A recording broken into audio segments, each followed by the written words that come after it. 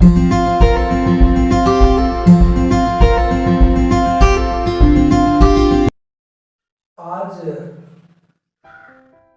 हम जो है नवरात्र पर दूसरा कार्यक्रम आपके सामने लेकर आए हैं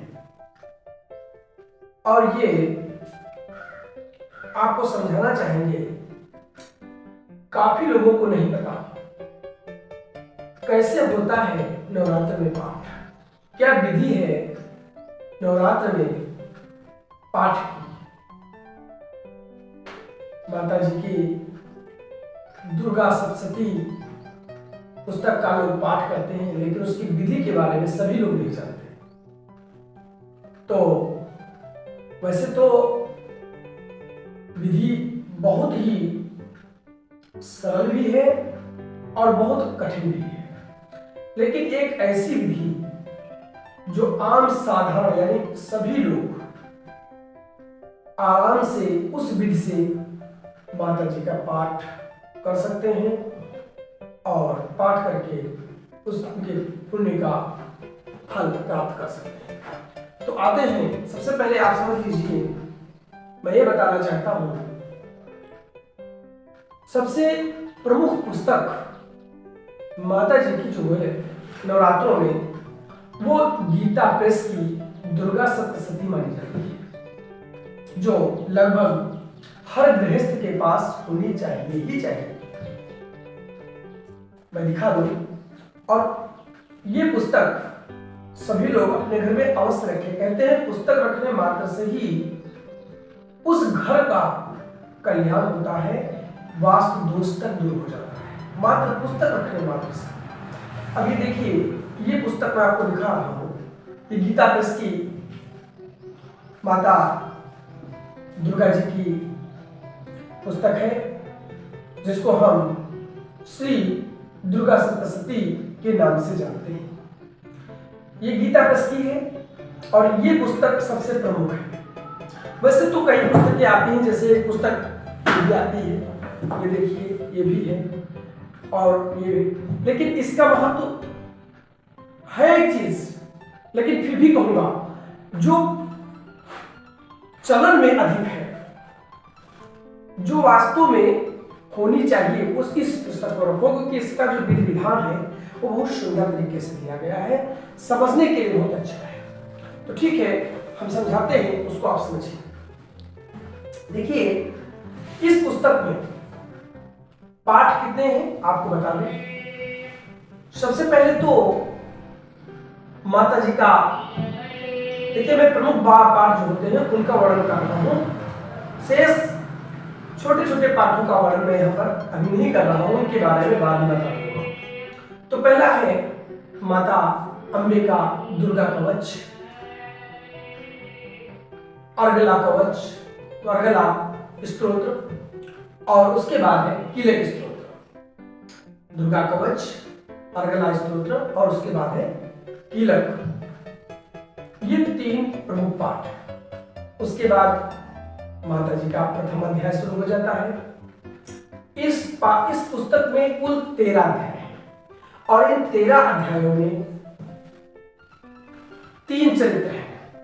13 अध्यायों में 3 चरित्र हैं, 3 कवच ही मान लीजिए, कवच, अर्गला और कीलक ये भी कवच के समान ही है, और इसके अलावा अंत में 3 रहस्य हैं। ये पुस्तक का प्रमुख सार है। अगर पुस्तक कोई पाठ करता है तो ये प्रमुखता जानिए इतनी चीज।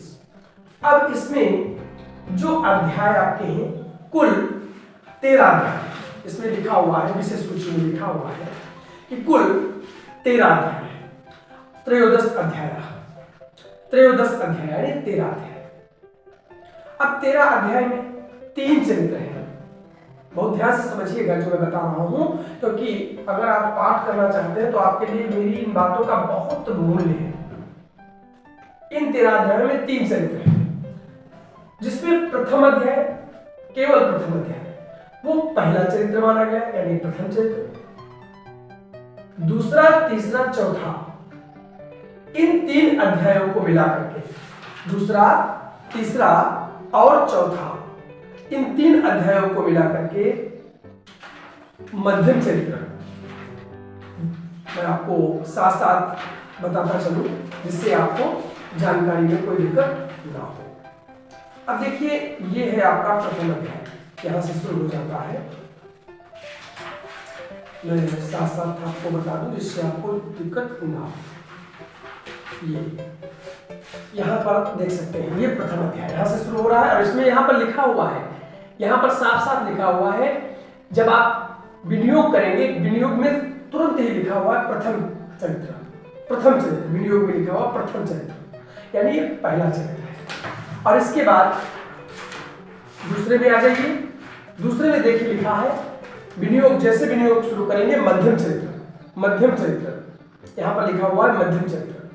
और दूसरा, तीसरा और चौथा, इन 3 पाठों में मध्यम चरित्र चलता है। और इसके बाद जैसे ही 5वां अध्याय शुरू होता है तो इसमें देखिए यहाँ पर जैसे विनियोग करेंगे यहाँ लिखा हुआ है उत्तर चरित्र।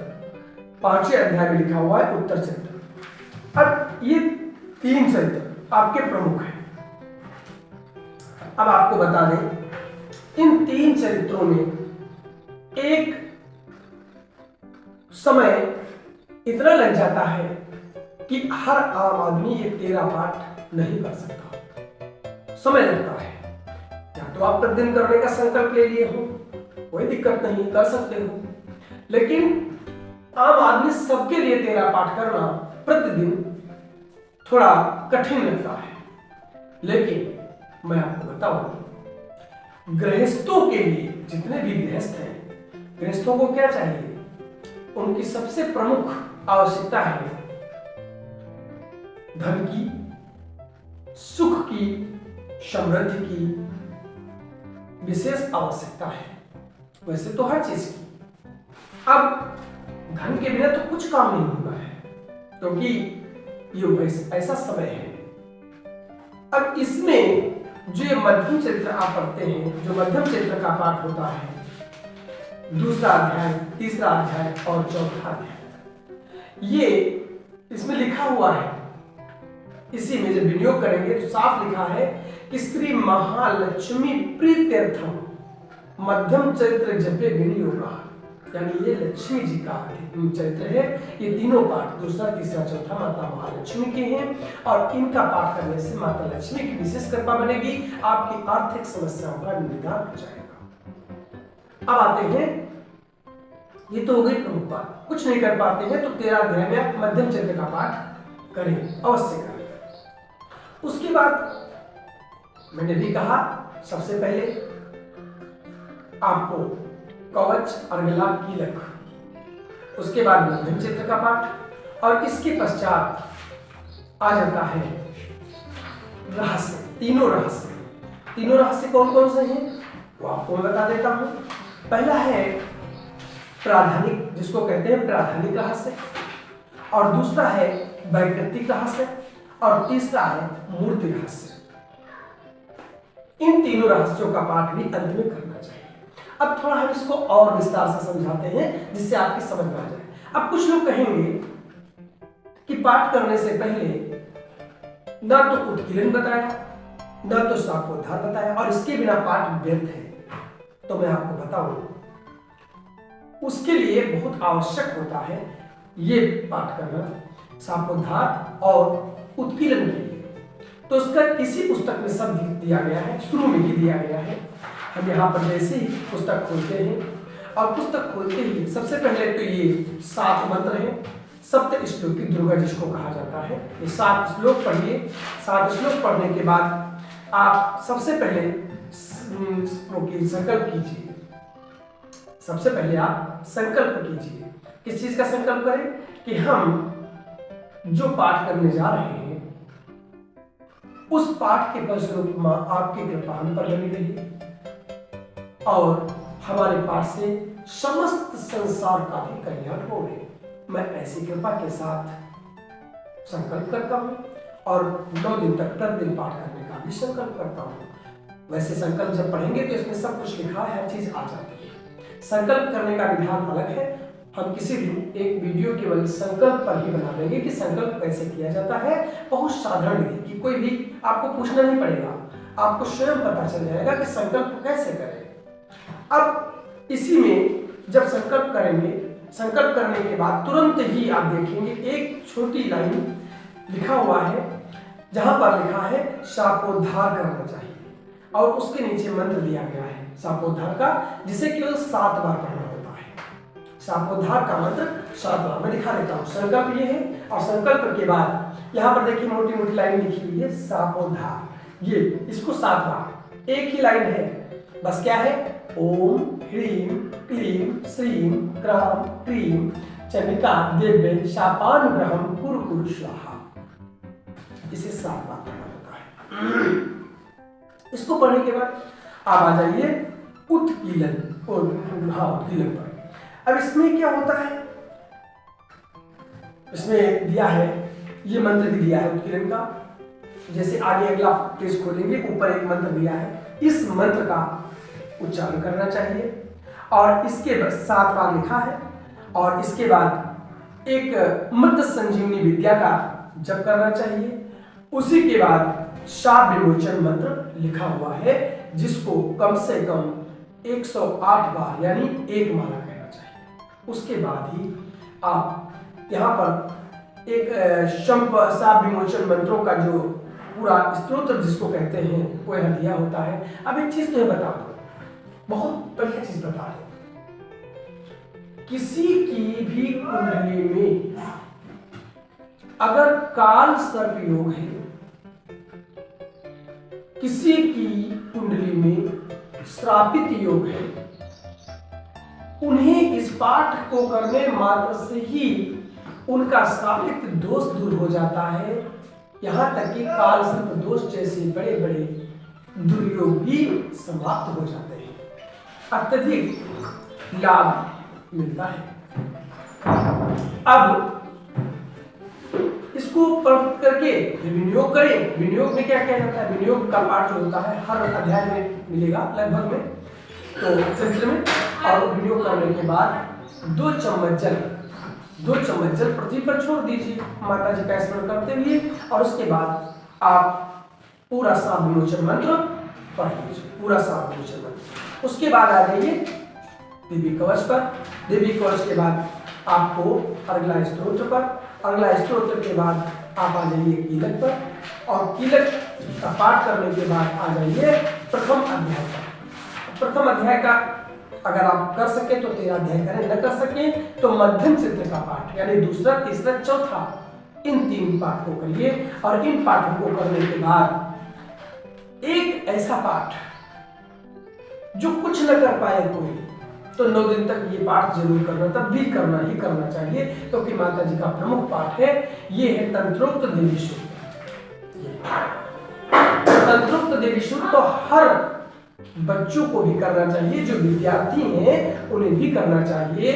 अगर किसी का शुक्र नीच का है, शुक्र कष्ट दे रहा है, शादी विवाह में शुक्र अर्चन कर रहा है, इस पाठ को अगर कोई प्रतिदिन करने लगे, सभी समस्याओं का नाश हो जाता है और माता की कृपा भी प्राप्त होती है। तो ये देवी सूत्र बहुत मान्य रखता है। और इसके बाद प्राधानिक रहस्य, वैयक्तिक रहस्य, और फिर मूर्ति रहस्य। मूर्ति रहस्य करने के बाद मैं आपको बता देता हूँ, एक पाठ इसमें है जिसको कहते हैं दुर्गा द्वादश तन माला, यानी 32 नामों की माला।